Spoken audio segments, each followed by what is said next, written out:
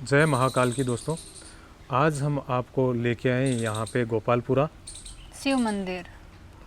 तो ये जो आप पीछे जो मठ देख रहे हैं ना, इसका मठ के नेम है, ये जो जगह है ये द्रोणापुर जगह थी पहले, उसके बाद में उसको गोपालपुरा कर दिया गया है। लेकिन ये जो मठ है ये श्री योगेश्वर महादेव मठ है, जो इंडिया के जो 8 मठ है उनमें से ये एक मठ है।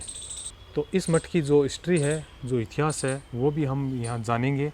बहुत ही शानदार है और यहाँ की जो शिवलिंग है उसी टाइम की शिवलिंग है, तो वो भी हम जानेंगे। और सुना है कि यहाँ पे जब जीर्णोद्धार हुआ था तो गांव वालों ने मिलके और शिवलिंग को नीचे दफना दिया गया था, उसके ऊपर मिट्टी की भराई करके और फिर दूसरी शिवलिंग स्थापित की। तो नीचे ज़मीन से आवाज़ें वगैरह भी आनी स्टार्ट हो गई थी, आवाज़ आ रही थी, यहाँ पे बरसात बंद हो गई थी। इस टाइप की सी यहाँ की घटना है। फिर गांव वालों ने कुछ चमत्कार दिखाया तो वो वापस ऊपर वैसे की वैसे स्थापित कर दी। उस शिवलिंग को आपका दर्शन कराएंगे, जो इंडिया में 8 जो मठ है उनमें से जो एक है, वो आपको दर्शन कराएंगे। मंदिर के परिसर में और भी ये जो स्थान है उनका भी आपको दर्शन कराएंगे। जब बीकानेर से राजा महाराजा यहाँ पे आए थे तो यहाँ के जो योगी संत थे ना, उन्होंने आसपास में तो गाय बैठे थे, बीच में आप बैठे थे, तो उन्होंने शेर का रूप धारण करके उनको दिखाए थे। इस टाइप से उन्होंने चमत्कार दिखाए थे। तो उन्होंने बोला था कि हम यहाँ पे मंदिर बनाने के लिए आए। वो एक्चुअल में आए तो गढ़ बनाने के लिए, जो यहाँ पे डूंगर बालाजी का जो स्थान है ना, वहीं पे गढ़ बनाते थे। जो बीकानेर को जो गढ़ है ना, उससे बड़ा गढ़ यहाँ पे बनाने का विचार था, लेकिन उन्होंने बात चेंज कर दी थी। इस टाइप की यहाँ की स्टोरी है। तो अब हम यहाँ जो शिव जी का मंदिर है, शिव जी के मंदिर में पहुँच गए हैं अंदर। और ये जो आप स्ट्रक्चर जो देख रहे हैं ना मंदिर का, ये स्ट्रक्चर महाराजा करणी सिंह जी ने करवाया था। उनके ये जो तालाब देख रहे हो ना आप, ये दोस्तों तालाब है ना, ये लाखा बंजारे ने खुदाया था और एक बंजारे ने यहाँ पे पास में कुआं है वो खुदाया था। और इसके जो डिटेल है वो आपको इस वीडियो में आगे मिल जाएगी। और इस तालाब के ये करीबन 9 गेट है। ये जो सीढ़ियाँ लगी है, बहुत बड़ी बड़ी सीढ़ियाँ लगी हुई है, ये 9 गेट है। किस टाइप की सीढ़ियाँ हैं वो आप एक बार वीडियो में देख लीजिए। जैसे ये जो सामने आपको नज़र आ रही है ना, वो देखिए सीढ़ियाँ कितनी बड़ी सीढ़ियाँ हैं। उसी टाइप से यहाँ पे इसके 9 गेट है। यह मंदिर श्री रेवती रमन जी महाराज का है। और इस मंदिर में दोस्तों कोई प्रकार का चढ़ावा नहीं है। ये भारत का पहला मंदिर है जिस मंदिर में कोई तरह का चढ़ावा नहीं है। यहाँ पे बोर्ड है, उसमें साफ साफ लिखा हुआ है, श्री रेवती रमन जी महाराज के मंदिर में रुपया पैसा और चढ़ावा चढ़ाना सख्त मना है। क्योंकि यहाँ पे ये जो पंडित जी है, जब पंडित जी को जब सवलोक पधार गए थे उस समय उन्होंने कहा था कि मेरे मंदिर के अंदर आप कोई किसी प्रकार का चढ़ावा नहीं करें। और आज भी यहाँ के लोग हैं वो इस चीज़ की पालना करते हैं। मंदिर के परिसर में श्री शिव गोरख धुना है। और दोस्तों ये जो शिव गोरख धुना है जो आप देख रहे हैं, इतना ही नहीं है, मैं आपको और दिखाता हूँ कि जो आप सामने देख रहे हैं ना, यहाँ पे लिखा हुआ है शिव शंकर का वचन ये कभी ना झूठा जाए, श्री सिद्ध धुना में रहे गोरख करे सहाय। देखिए दोस्तों कितना शानदार लिखा है। और अब आपको मैं यहाँ पे दिखा देता हूँ। यहाँ पे देखिए श्री सरस्वती माँ की मूर्ति है, गोरखनाथ जी की मूर्ति है, दुर्गा मैया की मूर्ति है। ये शेरा वाली दुर्गा मैया की देखिए कितना भव्य रूप है। और ये खट्टू वाले श्याम बाबा की मूर्ति है। ये राधा कृष्ण, ये है राधा कृष्ण। और रिद्धि सिद्धि और विनायक जी महाराज। और ये है वीर हनुमान बाहुबली। तो ये आप देखते हैं जो हनुमान जी में जो शक्ति है वो और किसी देवता में शक्ति नहीं है। ये है राम दरबार। और बालाजी के पास में राम दरबार, कितना सुंदर रूप है। तो अब अपने बीच में है भीमाराम जी सारण। और भीमाराम जी सारण आपको इस मंदिर है, शिवालय है, योगेश्वर महादेव मठ। ये मंदिर बताते हैं कि अपने जो मठ है, देश में 8 जो मठ स्थापित हैं उनमें से एक है। तो इनकी जानकारी है वह सारण साहब हमें देंगे। जैसा कि हमने इतिहास में सुना है या बुज़ुर्गों से जो सुना है या पढ़ा है, तो कहा जाता है कि जो गोपालपुरा गांव है वो द्रोणाचार्य की तपोभूमि रही है और गुरु द्रोणाचार्य ने यहाँ पे तपस्या की थी। और लगभग आज से 500 साल पहले यहाँ पे जो बंजारे जो थे, झाला और लाखा बंजारे जो बहन भाई थे, उन्होंने जो लाखा जो बंजारा था उसने तो इस तालाब की खुदाई की थी। और यहाँ पे जो झालरा कुआं है तो उसकी जो बहन थी झाला, उसने उस कुएं की खुदाई की थी, क्योंकि यहाँ पे पानी की थोड़ी कमी थी और जो पहाड़ से पानी आता था तो वो तालाब में आ सके और उनकी गायों को पानी मिल सके। और लगभग 500 साल पहले कोई योगी जो था, साधु संत जो तपस्वी था, उसने इसी तालाब की जो सरोवर है इसकी तट पर आकर के और इससे जो ये शिवलिंग है इसकी स्थापना की थी।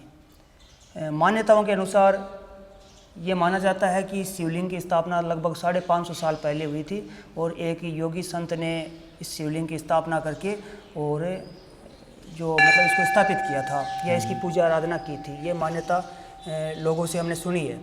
और उस जो योगी यहाँ पे तपस्या करता था तो यहाँ के जो तत्कालिक राजा थे, तो उन राजाओं ने कहा कि भाई जो संत है वो उसने यहाँ पे जो गायें हैं, राजा की जो गायें हैं उनको बांध लिया है।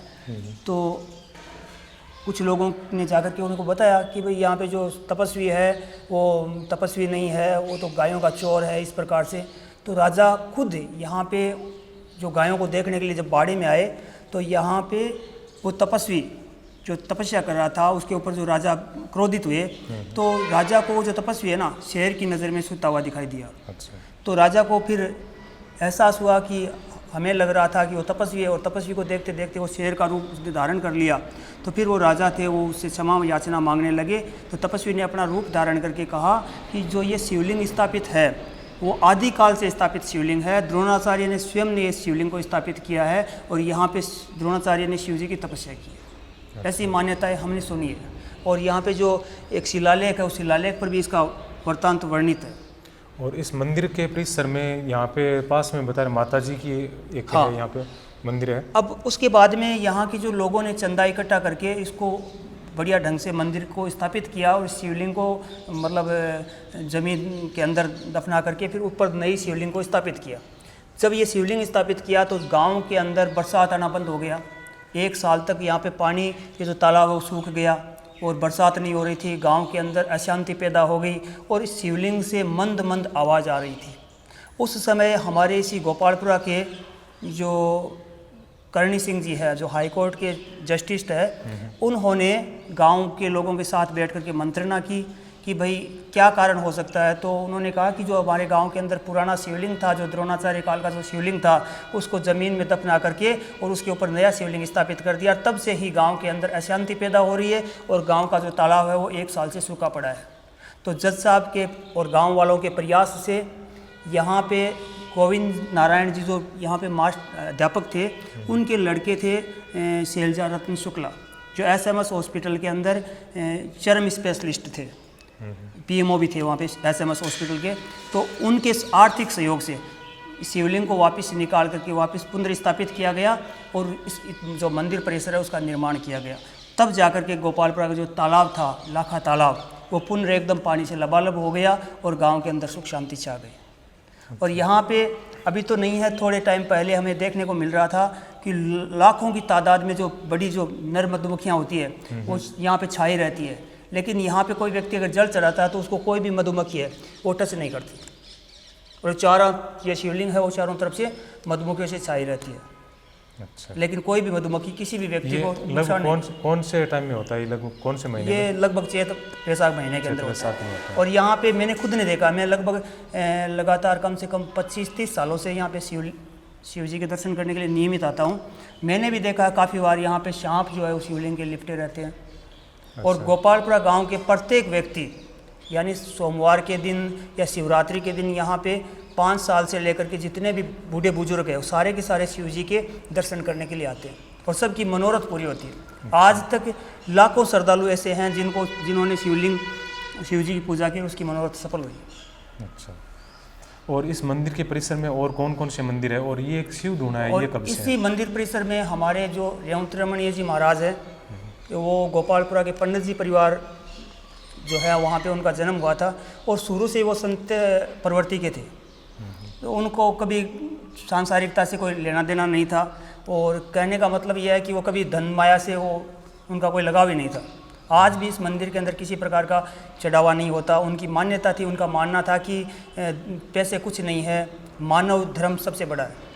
और इसी के आधार पर उन्होंने यहाँ से जो धोरा की ढाणी है वहाँ पे जाके तपस्या की, और वहाँ पे गोरखनाथ जी की उन्होंने तपस्या की, और तपस्या से उन्होंने माना जाता है, हमने सुना है कि उन्होंने साक्षात गोरखनाथ जी के उनको दर्शन हुए थे। अच्छा। और तभी जाकर के गांव वालों के पंडित जी परिवार के सहयोग से यहाँ पे वो जो शिव जी के भी शिष्य पूजा आराधना करने वाले थे, है ना, और गोरखनाथ जी के शिष्य थे, तो उनके दर्शन भी हुए थे उनको, तभी जाकर के उनका भी यहाँ पे मंदिर स्थापित किया।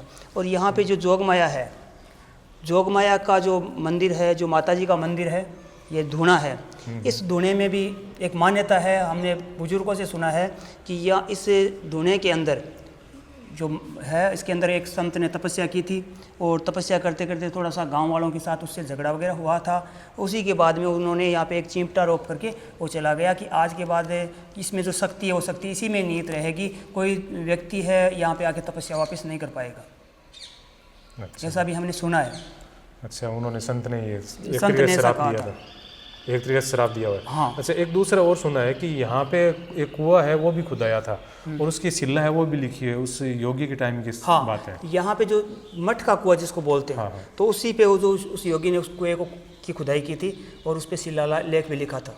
उस समय लगभग 550 साल पहले जो संत था, तपस्वी था, उसने यहाँ पे तपस्या करके जो शिवलिंग की तपस्या की थी, शिव जी की जो स्थापना की थी, और उसके बाद में जो कुआं उसकी भी खुदाई की थी। उसी समय तो वो जो राजा थे ना भाई, वो जो तपस्वी थे वो गायें रखते थे, तो कुछ लोगों का मानना था कि जो राजा की गायें हैं वो उसके बाड़े में है। अच्छा। और तो तब राजा वहाँ आए, आकर के देखा तो वहाँ पे संत जो था वो शेर रूप के अंदर था, और ये साक्षात उस समय के जो राजा थे उन्होंने साक्षात उसके दर्शन किए। अच्छा। यह सच्चाई थी। और ये जो गोपालपुरा गांव है, ये द्रोणाचार्य, हाँ द्रोणापुर, मतलब गोपालपुरा जो पहाड़ है उसकी तलहटी में बसा हुआ था, आज से लगभग 600 साल पहले। अच्छा। और फिर उनके जो वहाँ के जो राजा थे, तत्कालिक जो राजा थे, उसके जो सुपुत्र थे गोपाल सिंह जी, उन गोपाल सिंह जी ने गोपालपुरा गांव की स्थापना की थी। और यहाँ पे जो मंदिर है, एक सामने जो आपको मंदिर दिख रहा है, वो उस समय के जो यहाँ के बोलते हैं कृष्ण भगवान का जो मंदिर है, जिसको ठाकुर जी का मंदिर बोलते हैं। यहाँ पास में हरिराम जी का मंदिर है, सामने जलबाला जी का मंदिर है, और इधर जो छतरियाँ हैं जो वो राव बिदा जी के परिवार की छतरियाँ हैं, उसके पास में ही एक बूढ़ा हनुमान जी, उसकी भी एक प्रतिमा लगी हुई है। बूढ़ा हनुमान जी की जो प्रतिमा है, जब हमारे गोपालपुरा गांव के अंदर बरसात नहीं आती, और जब बरसात नहीं आती तो लोग परेशान होते हैं, और जो वो मूर्ति है, उस मूर्ति के सामने गांव वाले सारे इकट्ठे होकर के और वहाँ पे जोत करवाते हैं, और जोत करवा करके ये बोलते हैं कि महाराज आप कितने दिनों में बरसात करवा देंगे। जैसे 7 दिन का बोला तो 7वें दिन बरसात आएगी, अगर 3 दिन का बोला तो 3 दिन के अंदर बरसात आएगी। ये उस मूर्ति का नियम है, आज तक सैकड़ों सालों से वो परंपरा चली आ रही है। और जिस दिन जोत करवाई जाती है, जो बोला जाता है, उसी दिन बरसात आती है, तालाब भर जाता है। अच्छा। और मैंने काफ़ी जगह गया, लेकिन मैंने जल बालाजी का नाम नहीं सुना है, तो ये जल बालाजी का क्या? जल बालाजी का मंदिर, यहाँ पे जो कोई बंदर थे तो उन्होंने जल के अंदर मतलब अपनी जीवन लीला समाप्त की थी, तभी से जल बालाजी का मंदिर हुआ। और उसी के पास में हमारे जो सांड देवता है, जो सांड देवता की आपको प्रतिमा दिख रही है, वो निराली प्रतिमा है। मतलब ऐसा सांड देवता आपको आसपास में नहीं मिलेगी, इसकी जो प्रतिमा है। तो यहाँ के जो हमारे गांव के एक साहूकार सेठ थे लादू राम जी, तो लादू राम जी ने गोपालपुरा के अंदर जो ये सीनियर सेकेंडरी स्कूल है उसका निर्माण करवाया। काफ़ी लोगों जो बेसहारा लोग थे, गरीब लोग थे, उनको घर बनवा करके दिया। और उन्हीं ने भी ये जो ये सांड था उसकी प्रतिमा बनाई।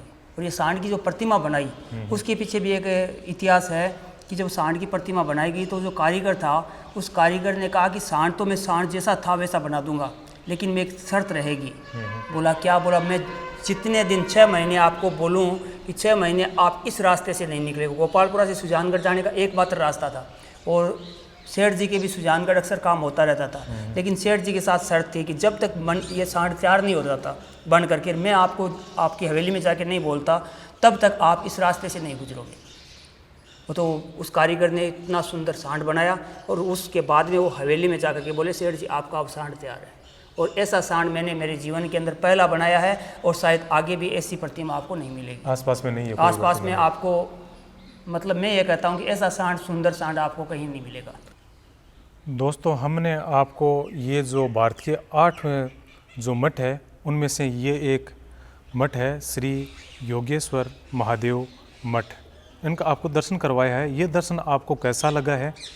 यदि अच्छा लगा है तो लाइक, शेयर और कमेंट ज़रूर करें, और मिलते हैं इसी टाइप के दूसरे वीडियो में। तब तक के लिए जय हिंद, जय महाकाल।